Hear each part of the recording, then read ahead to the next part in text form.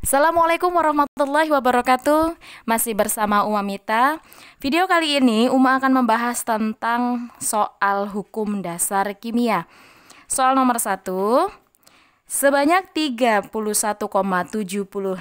gram logam tembaga ini lambangnya Cu, direaksikan dengan 8 gram oksigen. Ini gas oksigen, berarti O2. Dalam wadah tertutup. Nah, di sini ada kata dalam wadah tertutup. Oke.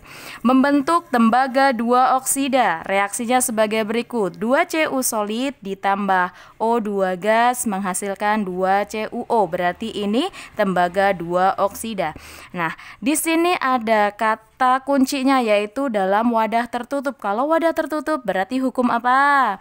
Hukum Lavoisier yang mengatakan massa sebelum terjadinya reaksi dengan massa sesudah reaksi selalu sama atau tetap. Nah, sekarang yang ditanyakan adalah massa tembaga 2 oksida. Berarti ini massa ini. Ya. Nah, sekarang kita masukkan saja 31,75 gram itu punya logam tembaga. Berarti ini di sini 31,75 gram. Oke, 8 gram itu punya oksigen, 8 gram punya oksigen. Sesuai dengan bunyi hukumnya, massa sebelum dengan massa sesudah selalu sama.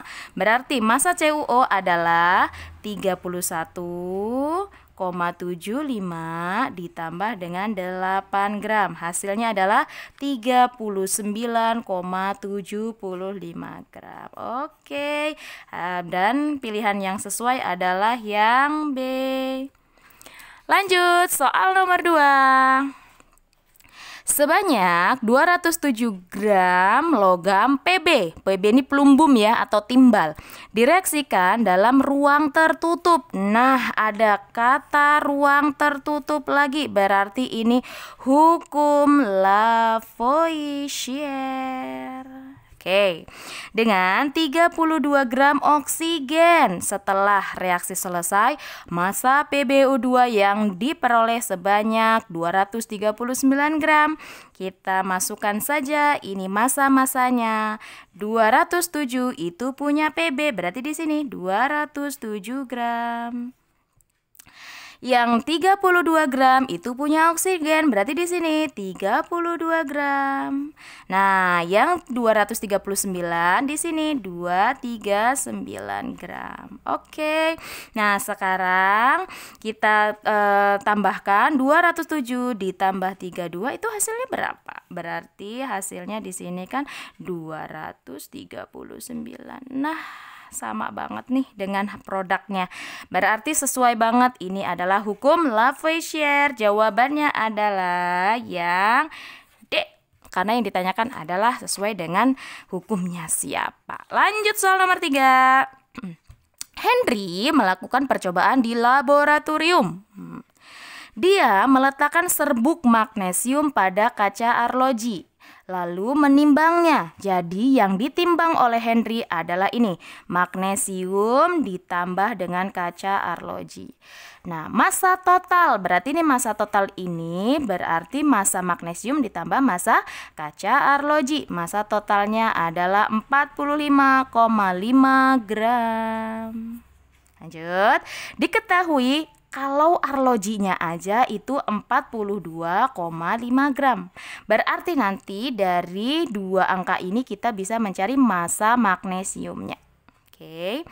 Serbuk magnesium. Nah, serbuk magnesium tadi itu dibakar dalam ruang tertutup. Lagi-lagi ada kalimat ruang tertutup, berarti Lavoisier dapat dibuktikan di sini. Sehingga menghasilkan 5 gram MgO. Jika Henry ingin membuat 10 gram MgO, berarti magnesiumnya berapa? Nah, langkah yang pertama adalah menuliskan reaksinya terlebih dahulu. Magnesium dibakar, berarti kalau magnesium dibakar, Mg solid dibakar pasti direaksikan dengan oksigen dalam wujud gas. Hasilnya adalah ini MgO ya nak ya. Ini MgO. Nah, ini menghasilkan MgO. Nah, sekarang kita setarakan Mg di kiri atau di pereaksi 1, di kanan juga 1 di produk ya.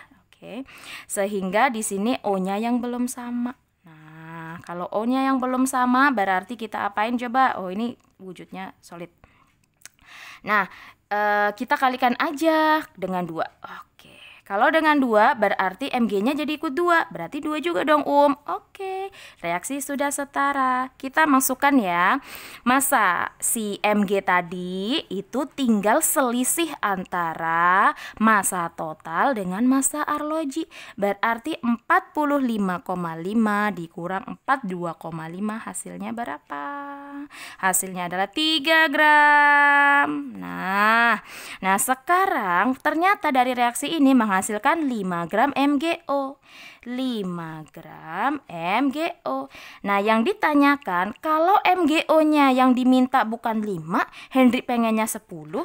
Kalau 10 gram, berarti ini harus berapa gram? Nah, 5 gram ke 10 itu kan 2 kali lipat, nak. 2 kali lipat. Berarti massa si Mg-nya juga harus 2 kali lipat supaya menghasilkan 10 gram MgO. Sehingga 3 dikali 2 hasilnya adalah 6 gram. Hasilnya adalah A. Cukup mudah. Lanjut soal yang keempat. Perbandingan. Ayo kita sudah mulai ke perbandingan. Perbandingan massa. Perbandingan massa itu berarti bisa pros. Oke. Perbandingan massa Fe dan S dalam senyawa besi sulfida adalah 7 berbanding 4. Ini kata kuncinya. Berarti 7 banding 4 itu adalah kata kuncinya. Ini berarti hukumnya pros. Perbandingan selalu tetap. Berarti kita tulis dulu ya. Hukum pros. Lanjut Uma, apabila sebanyak 4 gram besi direaksikan dengan 2 gram belerang. Kalau perbandingannya harus 7 banding 4. Lah, kalau besinya 4, terus belerangnya 2 gram, gimana Uma? Nah, sekarang mudah aja. Kita buat dulu ya. Fe berbanding S dalam membentuk FeS. Kita tulis dulu. 7 berbanding 4. Berarti di sini perbandingannya berarti 11 ya. Oke. Ini adalah kata kuncinya.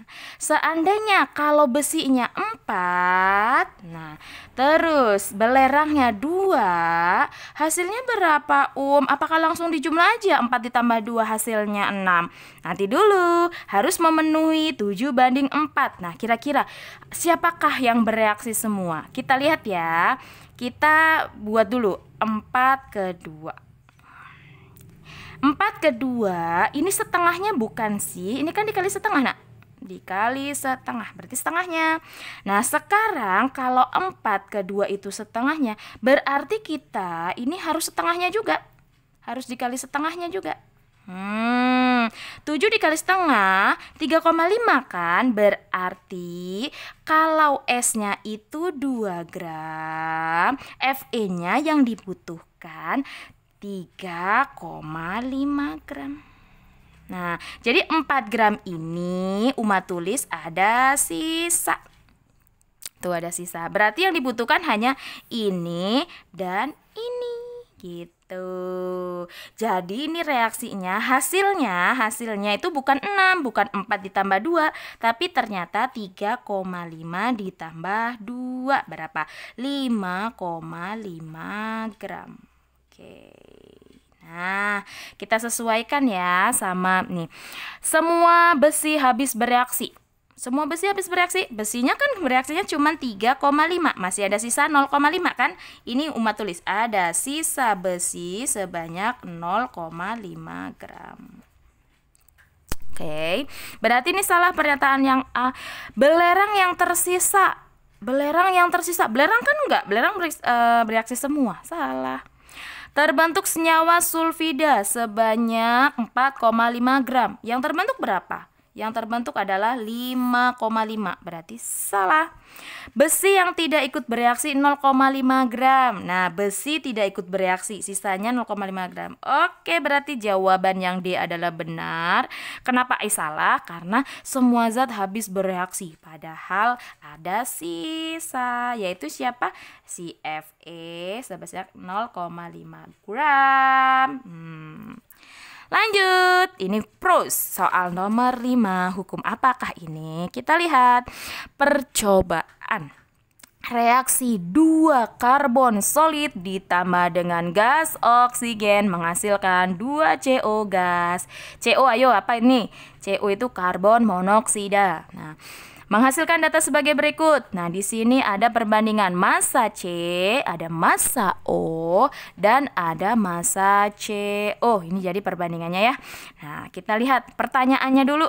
Perbandingan massa unsur C dan O dalam senyawa CO adalah perbandingan unsur C dan unsur O dalam CO. Berarti ini hukumnya adalah hukum pros. Masih hukum pros. Berarti perbandingan selalu tetap ya. Nah, caranya Uma kasih cara yang cepatnya. Nah, kalau mau cari hukum pros, carilah yang massa C dan O-nya dan CO-nya itu habis bereaksi. Kita lihat ya. 18 ditambah 20 harusnya berapa? Harusnya 38. Di sini ternyata hasilnya 35. Berarti di sini ada sisa sebanyak 3 gram. Entah punya siapa. Oke. Nah, sekarang 12 ditambah 18. Harusnya kan 30. Ini 28. Berarti ada sisa 2 gram. Entah punya siapa. Berarti jangan cari yang itu. Nah, sekarang coba kita lihat yang keempat. 6 ditambah 8 itu 14. Nah, inilah yang jadi patokan.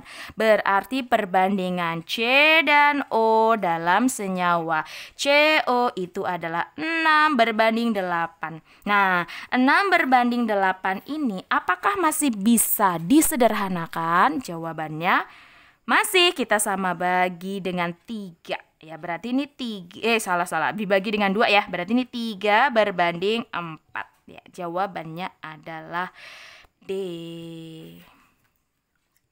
Oke. Cukup sekian untuk hukum perbandingan tetap. Ini hukum pros. Hukum yang selanjutnya akan dibahas di video berikutnya. Oke, dan selamat malam dari Uma. Assalamualaikum warahmatullahi wabarakatuh.